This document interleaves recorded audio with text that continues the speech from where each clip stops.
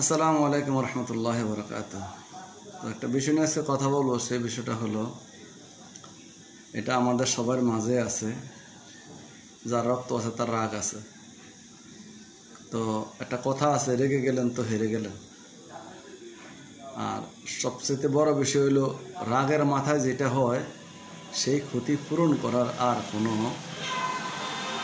সাধ্য নাই, কারো সাধ্য নাই। সেই ক্ষতিটা ক্ষতিই থেকে যায়, সেই ক্ষতি পূরণ করার আর কোনো সুযোগ নেই। তো আমরা কিভাবে রাগকে নিয়ন্ত্রণ করব? আমি আজকে একটা গল্প দিয়ে আপনাদের কাছে শুরু করব। বিষয়টা এরকম যে, একটা বাচ্চা ছেলে প্রচণ্ড মাথা গরম, রাগ তার খুব বেশি ছিল। তো বাবা একদিনকে তাকে ডেকে নিয়ে বলল যে, তোমার যখন রাগ হবে তখন তোমাকে একটা কাজ করতে হবে। এই নাও, তোমাকে এক ব্যাগ তার কাটা দিলাম আর একটা হাতুড়ে দিলাম, যে তুমি যখন তোমার রাগ উঠবে আমাদের বাগানের বেড়াটা যাইয়া তুমি একটা করে ফেরাক মারবে, তার কাটা মারবে। তো ছেলেটা চিন্তা করছে, বাবা তো রাগ তো করেই, বাবা তো একটা কাজ দিছে। তো তার প্রথম দিনে তার অনেকগুলো ফেরেক মারা লাগছে। তার ঘন ঘন রাগ হইতো। তো প্রতিদিনে তার রাগ উঠতো, সে বেড়াতে যায় ফেরাক মারত। প্রতিদিনে তার রাগ উঠতো, বেড়াতে যায় ফেরাক মারত। তো এক সময় তার আস্তে আস্তে এটা কইমা আসলো। কিছুদিনের মাথায় সে চিন্তা করলো, এত ফেরাক মারতেছি আমি, আমার এত রাগ।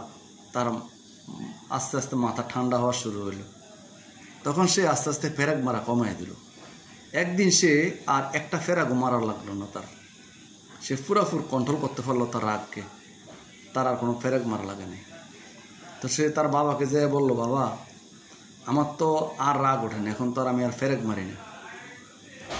তখন তার বাবা তাকে বলল, ঠিক আছে, তোমার তো আর রাগ নাই এখন, তাহলে যেদিন তোমার রাগ নাই ওদিনকে তুমি একটা করে ফেরাক ফুলবে তুমি। তো ঠিক সে কথা মতন প্রতিনিয়ত তার এই ফেরাকগুলা সে একদিন একদিন করে খুলতে লাগলো। খোলার পরে সে একদিন এসে বাবাকে বললো, বাবা আমার তো আর এখন আর রাগ হয় না, আমার রাগ নাই বিদে আমি প্রতিদিন ফেরাক খুলতাম, তার কাটা খুলতাম, খুলতে খুলতে এখন আমার তার কাটাগুলো সব খোলা হয়েছে। তখন তার বাবা তার হাতে ধরে ওই জায়গাতে নিয়ে গেল, ওই কাঠের টুকরার কাছে নিয়ে গেল। নিয়ে যে বলল, দেখো তো, তুমি তো রাগের মাথায় ফেরেক মারছো, আর রাগ কন্ট্রোল হওয়ার পরে ফেরেক ছুটাইছো, তার কাটা ছুটাইছো, কিন্তু এখন দেখো তো যে দাগ আছে, এই দাগ কি তুমি মুছে দিতে পারছো? তখন ছেলেটা বললো, না, এই দাগ তো মুছে দেবে। তখন বাবা বললো, বাবা রাগের মাথায় যা করবা ঠিক আছে, কিন্তু রাগ যখন কমবে এটাকে আর তুমি পূরণ করার কোনো সুযোগ নেই।